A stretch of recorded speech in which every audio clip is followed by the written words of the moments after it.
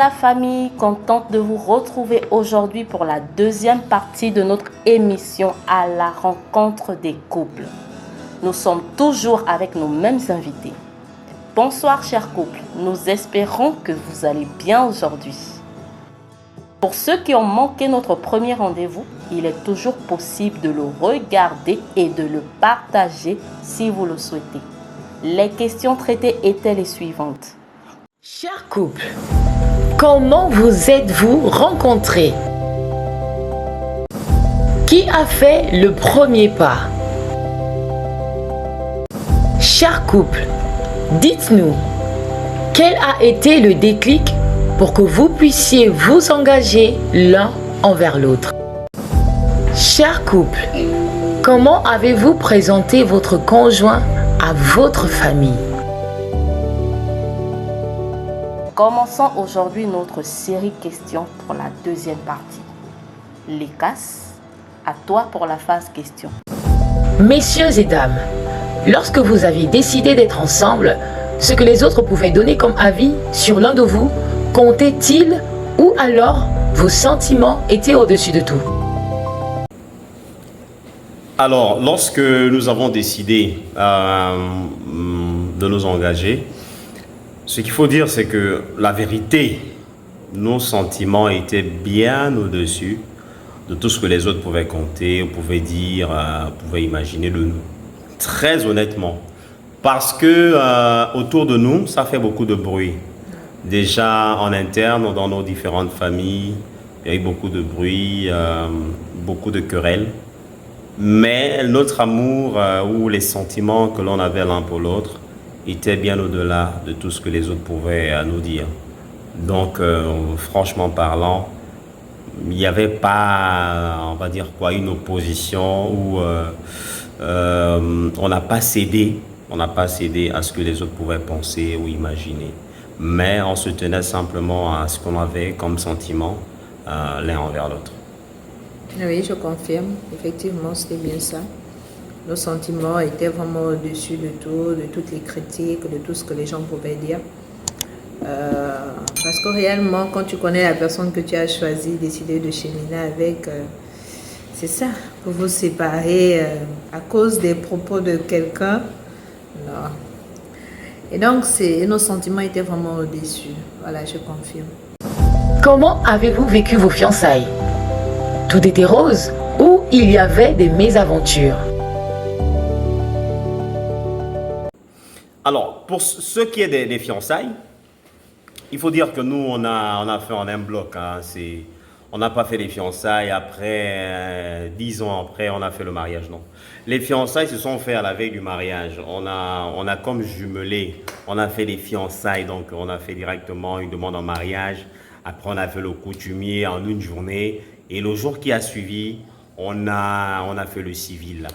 Donc, comme je vous le disais déjà tantôt, si le bruit des parents, des amis, des connaissances ne nous a pas arrêtés quand on n'était même pas encore fiancés, donc lorsque on préparait nos fiançailles ce jour-là, même pendant les fiançailles, je vous avoue que les gens parlent toujours. Les choses, vous les entendez toujours. Il y a toujours du bruit. Mais l'amour, le sentiment que l'on a l'un envers l'autre, je crois qu'il était tellement au-dessus que, à la limite, on écoutait les bruits là, mais de loin. Donc, pour dire que rien ne nous a stoppés et rien ne nous a dérangés. Et pendant les fiançailles, il faut quand même le rappeler, là, on était déjà nés de nouveau. Pire encore, on était déjà nés de nouveau. On connaissait notre identité. On connaissait les réalités auxquelles nous étions confrontés. On connaissait toutes ces choses par la grâce de Dieu. Donc, quand on s'est engagé, mais là, c'était des kamikazes. On ne pouvait pas nous stopper. Donc, très franchement, je ne voyais aucun blocage dans tout ce que les gens pouvaient dire. On s'est engagé, les gens ont parlé ce qu'ils ont voulu parler. On était déjà à l'aise avec le fait que les gens vont parler. Donc, ils ont parlé effectivement. Donc, allez, on s'est engagé comme ça, on a fait nos fiançailles par la grâce de Dieu. Oui, c'est bien ça. Comme on le disait tantôt, notre amour était bien au-dessus, était beaucoup plus fort et beaucoup plus grand. Et surtout quand tu connais ta personne, donc ton partenaire, quand tu connais la personne avec qui tu as cheminé tout ce temps. Et déjà, il faut avouer qu'on avait déjà des enfants avant les fiançailles. On avait déjà passé beaucoup d'années ensemble. Je ne sais plus combien d'années. Ça fait 4 ans seulement j'allais dire 2 ans et 8 mois qu'on s'est mariés là. Donc, on a fait les fiançailles pratiquement au même moment, disons. Exactement. Donc, tout ce temps, on était ensemble en concubinage et on se connaissait tellement bien. Et c'est vraiment une grâce parce que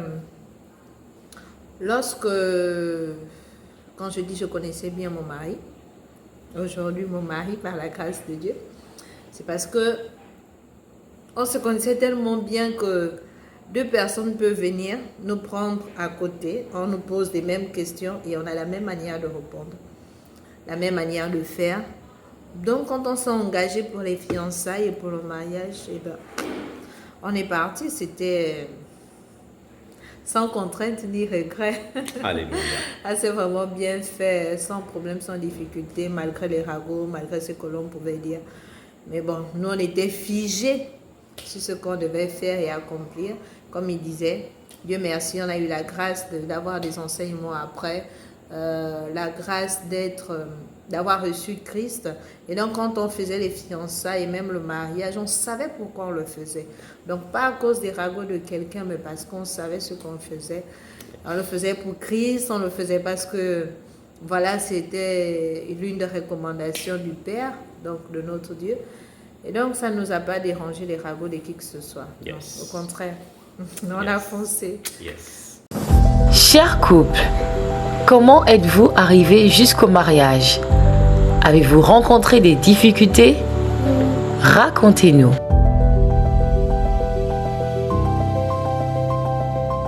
Alors, arrivé au mariage, comment ça s'est fait? Et simplement parce que dès lors qu'on a donné notre vie à Jésus, avec le statut déjà qu'on avait, donc mon épouse le rappelait déjà tantôt, nous avions des enfants. Nous venons à Christ, nous avons des enfants. Et lorsque nous donnons notre vie à Jésus, nous suivons une formation et par la suite, on a voulu servir, n'est-ce pas, dans un département. Et là, les grands frères, les pères nous ont conseillé, vraiment c'était un conseil, basé sur la parole de Dieu. C'était un conseil et ils nous demandaient de régulariser notre situation. Ouais. Et vous savez, lorsque la parole de Dieu est là, elle est comme une épée, comme la Bible dit, la parole de Dieu c'est une épée. Et la vérité c'est que ça fait mal parce qu'on voulait servir, mais on a vu que il faut d'abord se marier. On avait déjà une mauvaise conception du mariage parce que les gens disaient que pour se marier, il faut avoir beaucoup d'argent. On ne s'engage pas comme ça dans le mariage, bêtement. Non, il faut se préparer, il faut des millions dans le compte et tout. Donc, lorsqu'on nous a parlé de mariage, on se dit, mais qu'est-ce qu'on nous raconte? Parce que là, le mariage, après, il faut voir l'aspect financier et tout.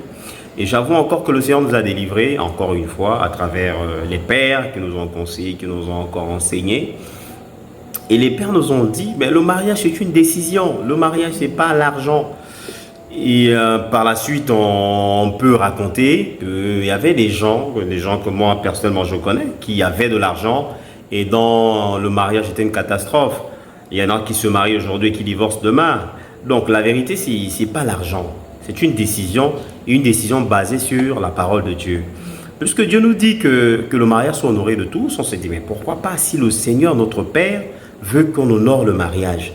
Et lui-même dit encore qu'il honore ceux qui l'honorent. Donc on devait l'honorer en acceptant, n'est-ce pas, de faire le mariage ou d'être marié. C'est une manière d'honorer Dieu. Donc à la vérité, dès qu'on a reçu cette révélation-là qu'il fallait qu'on se marie à travers nos pères qui nous l'ont encore dit, on a simplement pris, on a obéi simplement. On a obéi. Tout simplement. Oui. Ouais. Tout simplement. Voilà. Merci d'avoir regardé cette série de questions-réponses. Nous croyons que vous avez été bénis. Nous vous donnons rendez-vous très vite. À très bientôt.